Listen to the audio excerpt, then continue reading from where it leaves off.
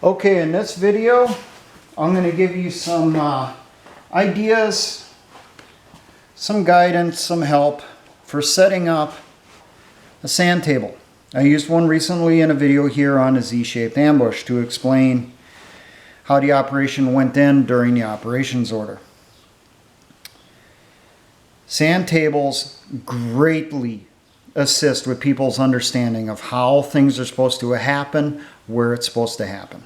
Okay? To think of it, a sand table is a 3D representation or terrain model of the area you will be operating in so that everyone involved can more easily visualize what has to occur, what's going on around them, when things have to occur, how they're supposed to happen, and just generally what the area is supposed to look like so that they know they're in the correct position at the correct time of the operation. Now, you can find videos on building sand tables, and a lot of them just go in just a lot of time, a lot of effort. In the military, we would do sand tables before every operation, if we had the time. All we would do then, a couple troops would get designated, hey, put the sand table together, toss them a shovel, pick mattock, they would go clear an area. If we're in grassy areas, some type of vegetation, they go through, use their e-tools, use their shovels, rough up the area, smooth out the area. You want the area nice and loose if possible. It makes it easier for putting in the terrain features. Scrape away existing vegetation so that you had a nice big clear area. If we were in a desert, all we did for sand tables there is we dismounted the vehicles, set it up right next to the vehicle on the sand because, hey, you're in a desert, everything's sand anyway. Now, how much are you going to show on your sand table? You need to show as much information as is needed to accomplish the mission. Now, if we're going to be moving from one location to another, maybe you're going to have a larger sand table and you're going to have to show your grid lines so that you know when you pass a certain point that you've moved this distance. If we're doing something close in, like the ambush, we'll just focus right on that. Now for this one, we'll set one up here. I'll show you putting in grid lines and that stuff. It's not going to be the greatest. I'm freehanding all this. Keep that in mind. Now after you get your area set up where you're going to do your sand table at, you're going to need to know what to put on it. For that, you need your maps, satellite photos or any photos of the area that you have, any sketches, drawings. If all you have is a person with first-hand knowledge because they spent a lot of time there, they need to be there to help out so they can tell you if this is located here or should it be located more over here. Now, for this one, we're going to put in some grid lines. I should mention while I'm putting it in, putting this up, that we're going to be planning here for a defense of a grain silo. The enemy found out that we're distributing dried corn from this grain silo to alleviate the starvation of the people in the area. Now, what we usually used for our sand tables in the military, survey string like this, or white yarn to mark out our grid lines. Now obviously, when you're setting this up for real, you're going to want these as taut, as straight as possible.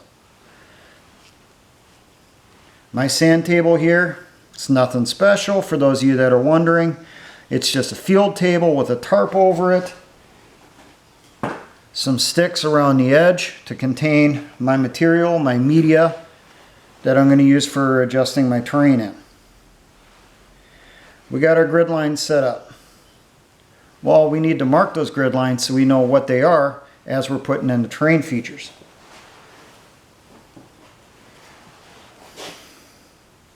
We'll say this one over here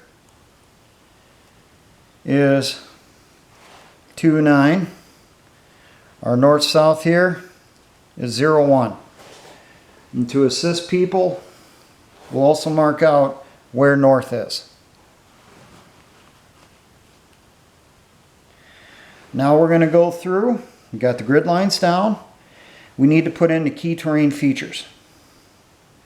Let's say right here, off the edge of our 0-1 north-south grid line, we got a hill right here. Well, we simulate that hill by adding more material. And we add as much as is needed.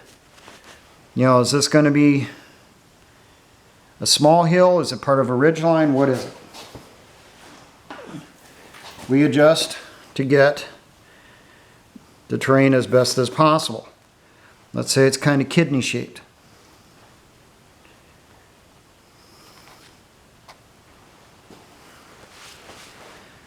Next terrain feature we got in here, let's say we got a roadway.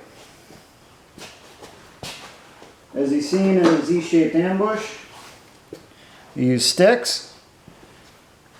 You can also use yarn of a different color, black, or 550 cord. I've seen people do that in the past. When we put in our roadways here, try to put it underneath our grid lines. So we got our major east-west here, which is pretty much on line with our grid line.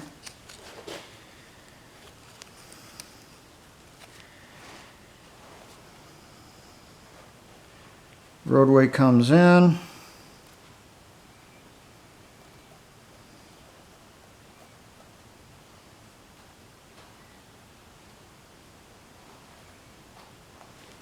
We got a Y fork here.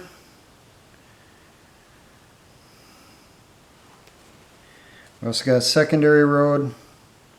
Comes this direction. Now we're going to put in our buildings. Key terrain features. They can be mountains, they can be hills, they can be rivers, they can be lakes, they can be ponds, particular forests, the roadways, buildings, anything that's very recognizable that'll help someone to orientate themselves. Well, we're defending a grain silo. Smoke grenades work real good for that, big round buildings. And they're located over here.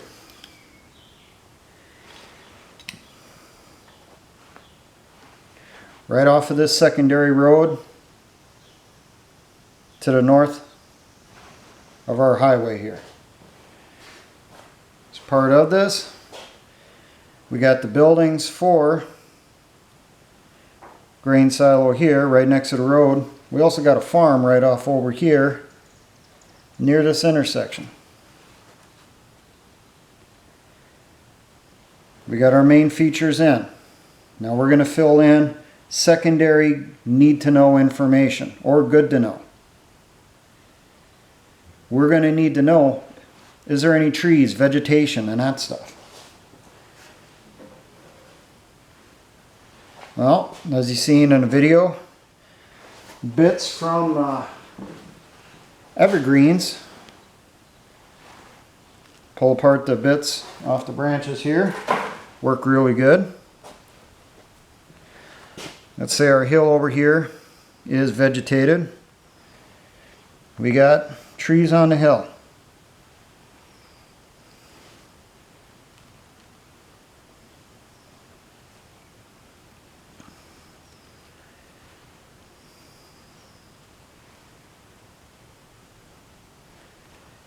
We also have a tree line right here, a windbreak,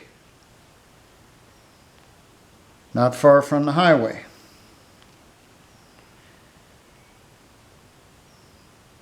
And it goes about as far as the edge of the building. Over here we do got some trees around the farm. They're windbreak.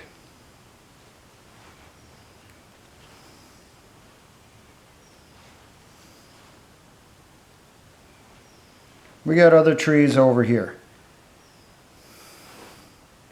We also got a water feature. Let's say we got lake over here. Blue. Blue yarn works good for marking out for lakes. I've also seen people use blue chalk and also blue spray paint. So we got ourselves our lake over here. And then we'll get, the general shape of the lake so that people can see. Adjust it accordingly as it is on your map.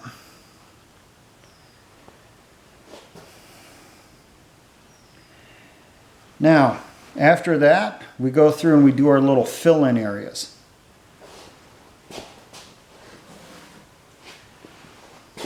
Let's say these areas out in here are cropland. Now we'll use some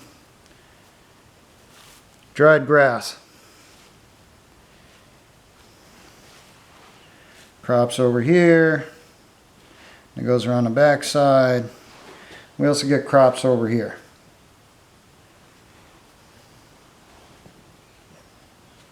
And you just let people know during the operations order that the grass is crops and potentially what type of crops. It's easier to hide people inside a cornfield than it is inside soybeans. Maybe they need to know that. Now we're going to go in and we're going to fill in known positions. Enemy and friendly. We're going to be defending. So we're going to put in our stuff first on this one.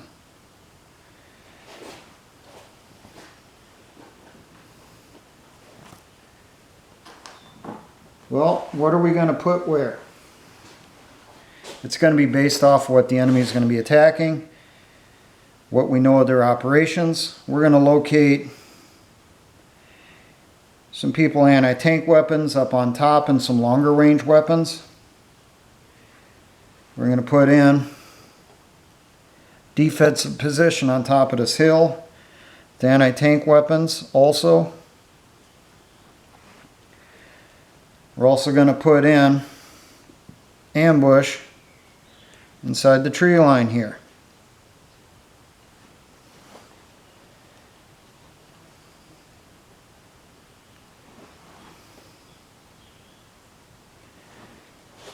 Now we also have some vehicles that we were able to get a hold of. We got us some Bradleys, up armored Humvee. Well, we're going to put Bradleys hidden back here in the woods. They're going to be part of the operation. We're going to hide Humvee out here in the cornfield. We're going to have our reserve, one additional Bradley with troops. We'll be hiding behind here in this silo. Now we got specific weapons that need to go out. We need to mark that on there. So let's say we got a 240 up in here. Make sure to denote we got a 240 up there. We got a squad automatic weapon. Well, we're going to be locating that up on top of the silos, and you'll mark out generally, which silo do you want it on. And they're going to be orientated generally towards the intersection. Now we're going to put in the stuff as needed for the operation. When we go through and we explain during the op order. The enemy, the known avenue of advance, how they're going to operate, their main force. They're going to be coming down this road. Denote your enemy stuff with red. They're coming off, coming into the farm area here. Then I'm going to cut through and they're going to push into the silo from over here. That's the intel we've been able to find out. If we don't know their exact avenue of advance, we don't put that in there. We just say we suspect they're going to come from this area, do this.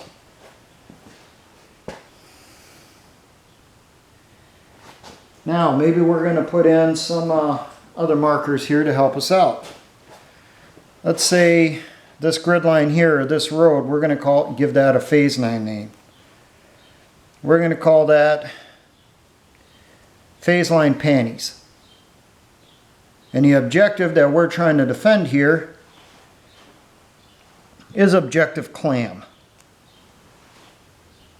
Get your markers out. They don't have to be pre-made expensive ones. You can make them yourself. All I did for these, recipe card, cut into the size I needed, laminated it on both sides. This particular one is used for a reference point. If I want to use it for something else, I just write it on the back with non-permanent marker. Now when we go through, we're doing our operations order, represented as best as possible. If you had the if you had the pieces for a sand table like these, you use them.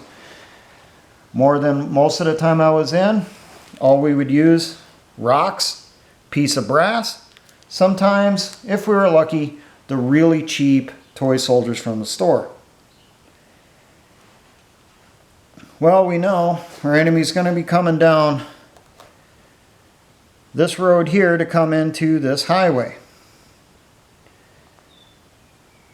It's going to be mechanized platoon, mechanized company, BMPs, armor support.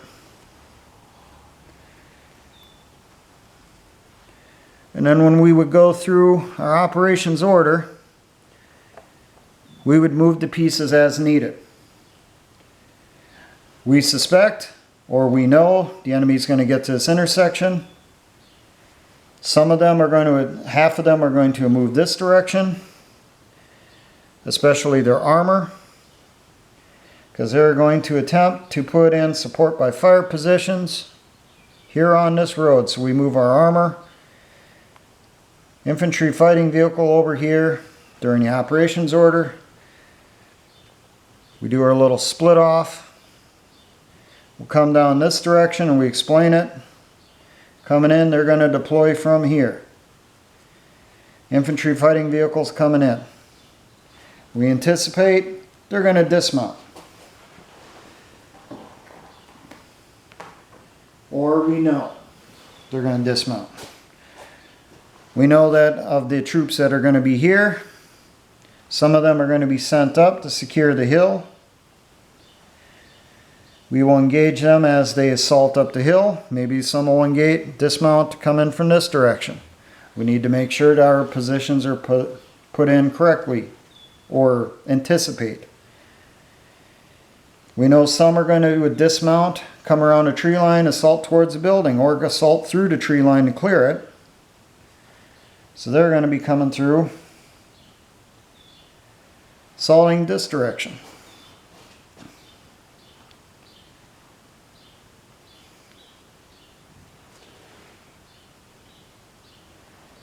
And we know when they're up in here, they're going to dismount. Some are going to assault towards the building. Maybe they'll pull their vehicle closer and dismount.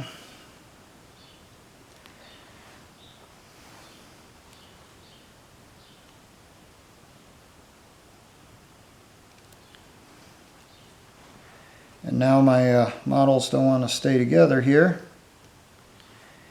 Others are going to dismount here. And they're going to clear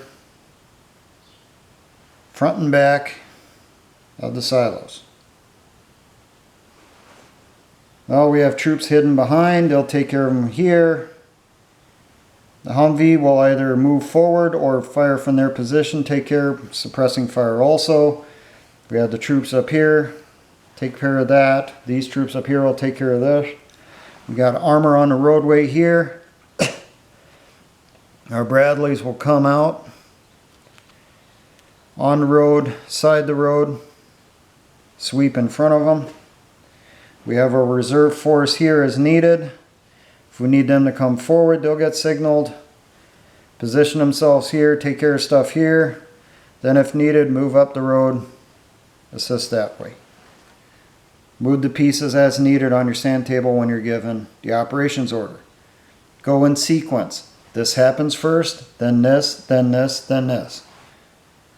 And with each little advancement, what is your actions going to be? What is this group supposed to do here?